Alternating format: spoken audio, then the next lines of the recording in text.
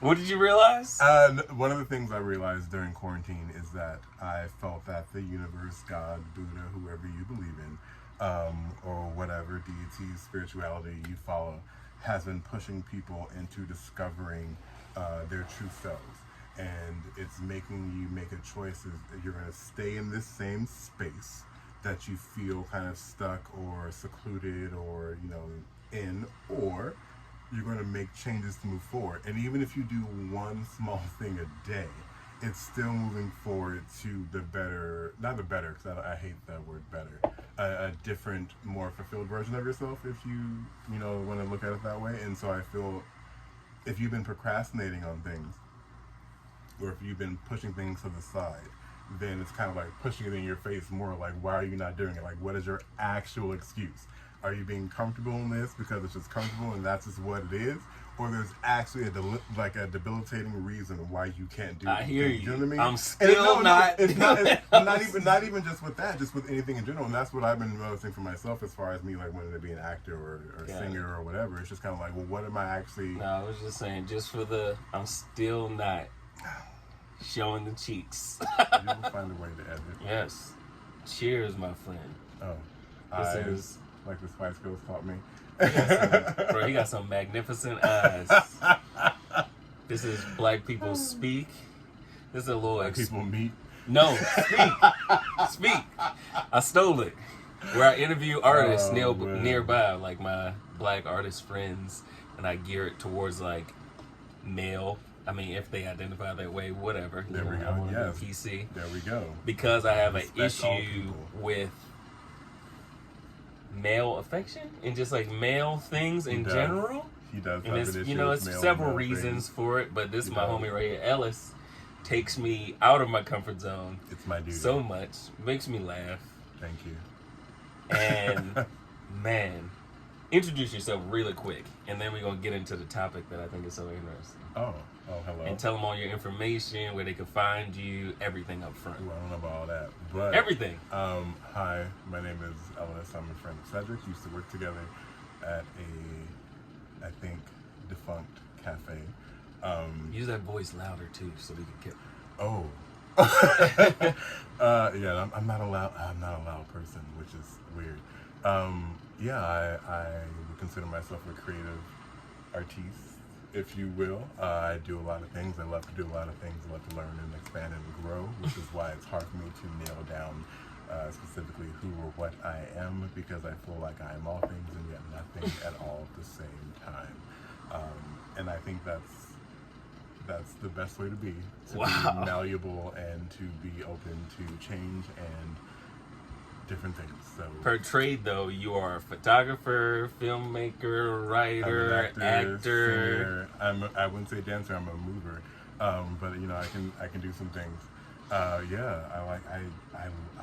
anything artistic, however it manifests itself at the time, is I. What an inspiration! Multi-dimensional being. So please hire me.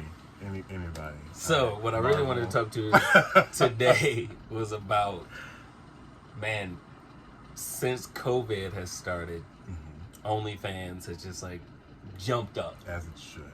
And you brought up two good points before. Yeah. So it's just like, I want to ask you about, your philosophy behind it. You were happy people were like showing their bodies. That's great. Then also, proclivities? Proclivities. I don't want to, it's just like, yeah. I get scared to post stuff all the time because I'm scared like of what people are going to say. And I don't give a damn. All the time. And so the people who are like, I wonder like how people do OnlyFans, because it's like, I'm scared to like post a joke.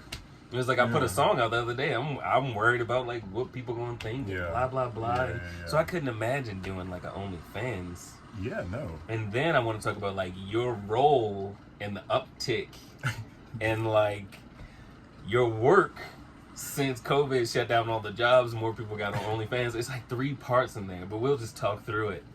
And like, here we are. And I know he wants me to like do OnlyFans too, but I can't because of that reasons too. That is I can't. I'm scared of what people gonna think. We already went through that last time, but we're not gonna go through that. I want to talk about you. I want to talk about. I don't want to talk about me and us. Oh, sweet Lord. I don't want to talk about me and us. Maybe later. Here but we go. I want to talk about how your life has changed since COVID. You know, mainly because of OnlyFans, but you can also go into other things. But it's just you're a director almost. Yeah. You know what? I would. Yes. Are you an OnlyFans director? You consider yourself that? No. No? Again, it's hard for me to put labels. I have done things for people for their OnlyFans. Not as a performer, but as someone who's like artistically directing the shot or Editing. the picture, editing, things like that. But I would, yeah, I mean, if I was a You got your own production company. No. I mean, I should. If I was more diligent and learning the ropes of The business? not necessarily the business, more so the art of editing and film grading and sound design and stuff like that. Those things are important to me, which is why I got into it anyway, because I had a friend who was doing it. A lot of the time they would just turn on these bright lights and point and shoot, and that would be it. And when I would take pictures of people, the reason why I started Point, shoot, and shoot. But yes. But yeah, the reason why I got into it is because I thought there could be beauty in the essential part of it. It didn't have to just be bang, bang, bang, bang, bang with the lights and, you know, the nonsense. And so yeah, that's why I came into it. But yeah, I wouldn't consider me a director. I think if I was a director, I would definitely have more funds. But was it an uptick though? Yeah, a lot of people that I know started to do it more. A lot of pages I started to see pop up in different niche kind of, I wouldn't even say fetishes, but just sexual, you know, things, sexual proclivities that people like, sexual things that people enjoy just started popping up. I thought it was great. I love it because it was just like it showed an independent spirit and people had it. How'd you explain it? Like they have a body. Yeah, especially for women, they have autonomy of their own body and they can do what they want and express themselves however they feel autonomy comfortable with, and it's not being dictated by anyone else but themselves. They, you know, and yeah, it's just, and a lot of men are mad about it because they you know, they hate seeing women being so, you know, just confident and strong and you know, having to pay for, which seems so taboo. Ain't no one paying for it, y'all. It's the oldest profession in the world. It's a business. You know, it's a business. As long as you and you're consenting adults and there's no nonsense happening and people are, I think it's great. Do they ever talk about shame at all? Or how they get through it, or what their parents think, or what their family thinks? I've talked to people about things like that, but usually people who are doing it are kind of on the same, I'm not saying that's for everyone, but the people who I know who are doing it are usually on the same path of like, they know who they are. And so they're aware of what they like and dislike, and they can do as they please, not in a way where they're hurting other people, but it's just a way of saying, this is who I am, this is what I'm going to be, and if you don't like it, you have every room and option to leave. It takes a level of security, of like it does. Self-esteem. It does. I don't have that. Do you have it? I have it in parts. There are parts of me that is very much, for lack of a better word, traumatized from things that have happened to me. One of my friends, Adam, we were talking, he was like, one of your biggest regrets. And I was saying not following my initial dream of being an entertainer when I was younger, because I let a lot of outside noise and things get to me from what I knew for sure of what I wanted. 1 second. Pause it, let him land. All right, man. Get in. You got to get in there. Get in there. I'm in it. Get in there. All right, here we are. Get in closer. Hi, people. Yeah. Okay, here we are. Man, so much has changed since we last saw each other. Yes, I've moved areas. I'm no longer in a racist Brentwood. We were allowed to like go out in public. Yeah, which is a travesty because I don't like going out in public. Even though I'm sad, you know, people are dying from this disease because other people's carelessness of not wearing masks and being preventative of washing their hands and simple hygienic stuff. I enjoy the solitude. I like being by myself. I'm very much an empath, so I can feel people's emotions and change of energy very easily, which seems crazy to other people, but once you feel it, it's something different. But I like the silence because I can... We might need to start a podcast like together, like Yin and Yang podcast. because you talk and you're on a different wavelength. I'm on like a different wavelength, and it's just. I mean, I think, bruh. It. Aside from that, let me just ask I'm you. not opposed. How you feel about Kamala? Rapid fire questions, real quick. Coppola? Come on, man! Don't call her Coppola. Listen, this is the thing. One of the things that I wanted to do in 2014 was become more abreast of political things. So I spent a lot of time reading about politicians and their corruptiveness, their hand in the racist capitalism, and all those things, and the candidates who present themselves whenever it's an election. And Kamala has always been someone that I looked into because she's a black woman in a position of power, and you would look to people like that, especially as black people, to not be a savior of sorts, but to understand and try to rectify or try to help. That has not been the case with Ms. Harris. And a lot of the times when she was asked or confronted about these questions, she kind of just circled around them and never really gave us an actual answer. And for her to put parents in jail for not having their kids in school, and a lot of men on marijuana charges and being in jail, and then you're going to go in the Breakfast Club and say you smoke weed, and a lot of them black men who you know what I mean? It doesn't make any sense. Dude, it's tough. I feel like it's just like I feel like they might be using this election to like get the moderates or people on the fence to show that he's tough on crime. Yes. And it's just like a political play. Malcolm X said they will use black people to use to spread the white supremacist agenda. And with her track record and with Biden's creepiness and his incompetentness, and we, and even, people in Obama, they need to read. All right, how does the Black Lives Matter movement and protest affected you since we last talked? It hasn't affected me, because that's something that I've always been passionate about, and things that so you ain't just with it because it's... No, I'm a black man. You know what I mean? You've been on it. And the thing is, and people are always... You like the guy that's been on the band. Yes. Before everybody else felt... Yes, because I'm a black man. I'm a black person, and I've had these experiences, especially This is like a fever pitch, though. Yeah, I mean, I'm glad... Because of Corona on top of it. I'm glad people got things to do, and they got a chance to read. Pick up some Baldwin, some Marxist books. It's made me thankful that other people are now aware, how could you not be, of the racist capitalist system that we're under and have been under since the beginning of time. And then it infuriates me to where I just want to whoop ass to the point where I see people who just don't get it. Oh, you mean the other side? Yeah. Let's not even talk about that. That's not it. I had to go into that myself. Yeah. Because I had to realize, like, it doesn't really matter the facts of what you say. It's like us versus them, and they really respect that. And I need to start understanding that it's us versus them, and that's how they feel, which is unfortunate.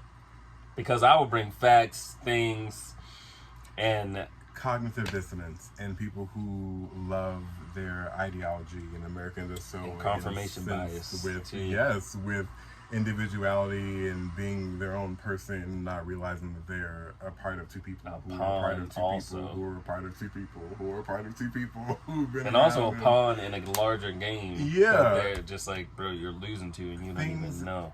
Just. Yeah. Both of us, to be honest. All of us. Both sides. Yeah, everyone is trash. How has COVID affected you? Did it affect you at all? Or how do you feel?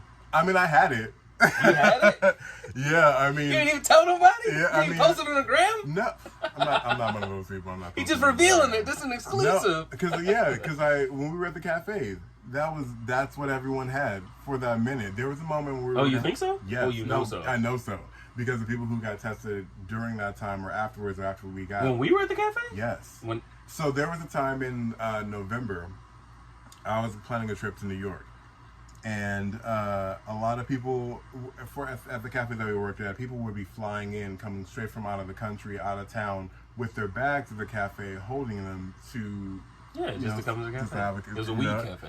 But it's shut down now, I think, because of COVID. Yeah, I mean, like... And it was like... How you gonna share pipes and... No. So people were coming straight off the plane to the cafe, and a lot of people that I interacted with were like, yeah, I've been here, and I've been here, and I've been here. And I was planning my trip to New York, and the week before, I went to Get Up. Couldn't get up. Couldn't get up, couldn't breathe, couldn't do anything, and I was out of work for days, and I was trying to tell them, I was like, I cannot do anything. Did you get the antibody test? No, because this is before it became like it's a thing. So then other people, then they were kind of forced us to come to work because, whatever. Yeah. So people were at work not being healthy fully, and I was trying to stay away. And even one of my friends, I love Tia, she was cussing one of the managers out because she was like, "You see that he's dieting? Send him home. You're hurting everybody else, and he don't want to be." Yeah, like, and that was one of the days where I had to go home because someone else was advocating, like, you see that he's not in any position to be a hostess right now, or to be, whatever.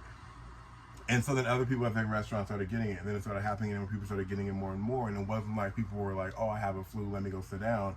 It was like, "Oh, I can't get up." Like, they need to call, they need a life alert button because somebody, they fall and they can't get up. So, and that's how I felt and even now, like, it's hard for me to breathe still, like, in big breaths, and me being someone who sings and stuff like that, I know the capacity of my lungs, and now it's like, damn, that's one of the things that people had. And then other people started to actually test positive at the cafe around the time, and then afterwards when we were in quarantine, even though they were by themselves since the incident at the cafe. And so, yeah, so it's definitely terrible. And yeah, but as far as affecting me, it's just...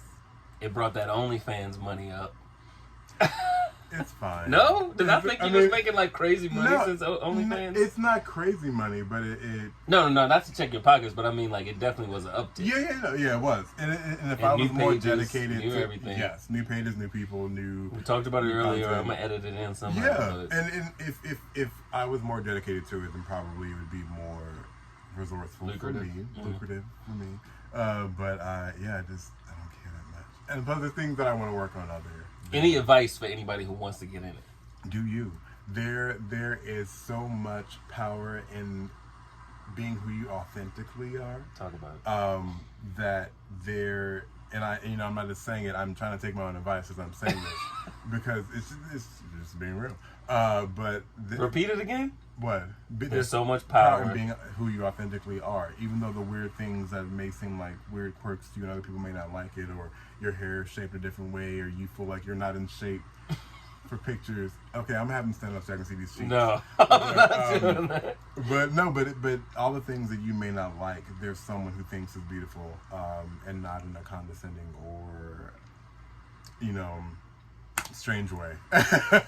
And so I think that when people are just living in their truth and being who they are, as loud or as minute as they want to be, I think it's great. And so seeing people of all shapes and sizes and kinks and backgrounds and beliefs on this website showing themselves. There's people in there who OnlyFans who I follow or have worked with who just have podcasts.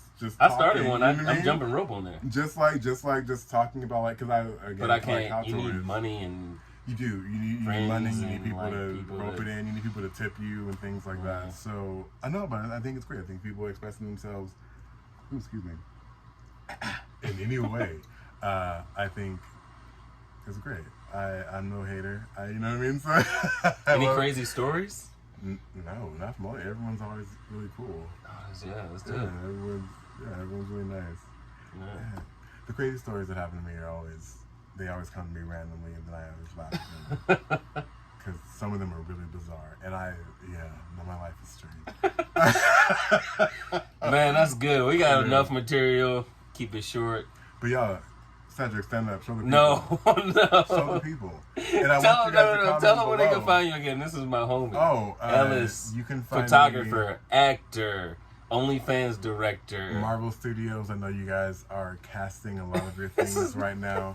I could be an alternate Black Panther and Doctor Strange in the Multiverse of Madness. I could be lots of things in Wakanda or Captain Marvel. You have Ant-Man 3 coming up, Thor: Love and Thunder, which I would love to be a part of. Taika Waititi, you are masterful in your comedy. Please, someone, give me a job. I have. This is my homie, man. They can find you. What's your Instagram? My personal one is Insta Ellis Allen. My photography one is photographer. I do not know how to spell that. I am so sorry. Hopefully there'll be a link below. My Twitter is Twit Ellis Allen. My Snap is Snap Ellis Allen. Venmo is Vin Ellis Allen. I am a PayPal Rising. I am a Venmo Moon, and I am Jesus. Cash App Son. So please. Give me money. Black people speak. This is my homie. This is Stand up, great. This is stand up, great. stand I'm up. not